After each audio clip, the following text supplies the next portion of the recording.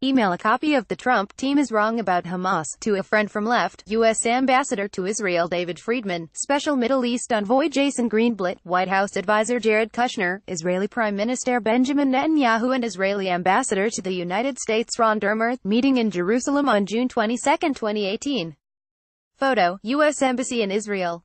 JNS.org. Donald Trump's senior Mideast advisors are proposing to give Hamas billions of dollars if it will recognize Israel and suspend terrorist attacks.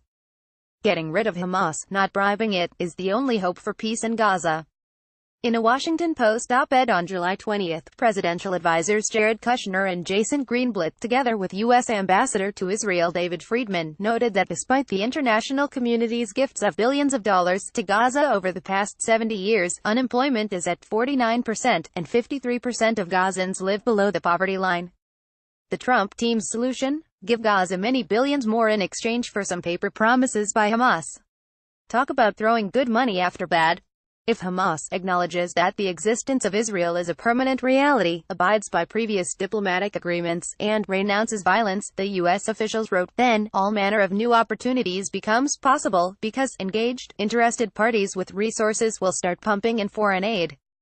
Gaza will enjoy economic success and integrate into a thriving regional economy if they let us help, they said. July 27, 2018, 10:35 a.m. JNS.org. A shell is the surreptitious partner of a huckster salesman, revving up an audience to believe a sales. In other words, the Trump administration is willing to provide U.S. taxpayers money in exchange for Hamas promises. And that's all they would be, promises. Exactly like the worthless promises that Yasser Arafat made in exchange for billions of dollars in American and international aid in previous decades.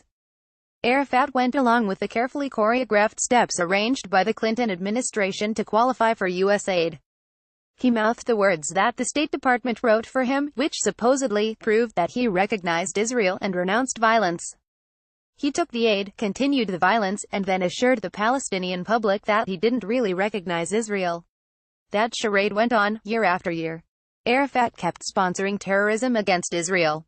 The State Department kept certifying that he was fulfilling his obligations under the Oslo Accords. Congress and American Jewish leaders kept looking the other way. And the money kept flowing. Now the Trump team wants to repeat those tragic mistakes. Oh yes, there's one additional promise that the Trump administration wants Hamas to make, that it will stop launching violent attacks on infrastructure projects sponsored by donor nations and organizations. Isn't that a joke? The Trump team is pleading with Hamas to stop destroying the stuff that various countries are sending to Gaza, so those countries can send them more stuff. In their op-ed, Messrs. Kushner, Greenblatt, and Friedman acknowledge that Gaza is ruled by a corrupt and hateful leadership. They admit that previous donations for humanitarian purposes have been diverted for weapons and other malign uses. They accuse Hamas of holding the Palestinians of Gaza captive. Well, the best way to deal with corrupt, hateful hostage holders is not to give them billions of dollars and leave them in power in exchange for promises that they will soon break. The way to deal with them is to get rid of them. The Allies didn't leave the Nazis in power in Germany at the end of World War II. They completely destroyed the Hitler regime, and forcibly denazified the German educational system and public culture. That's the real way to peace in Gaza. Stephen M.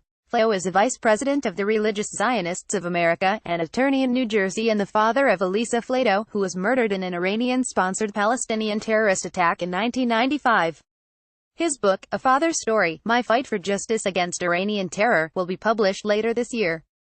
The opinions presented by Allgemeiner bloggers are solely theirs and do not represent those of the Allgemeiner, its publishers or editors.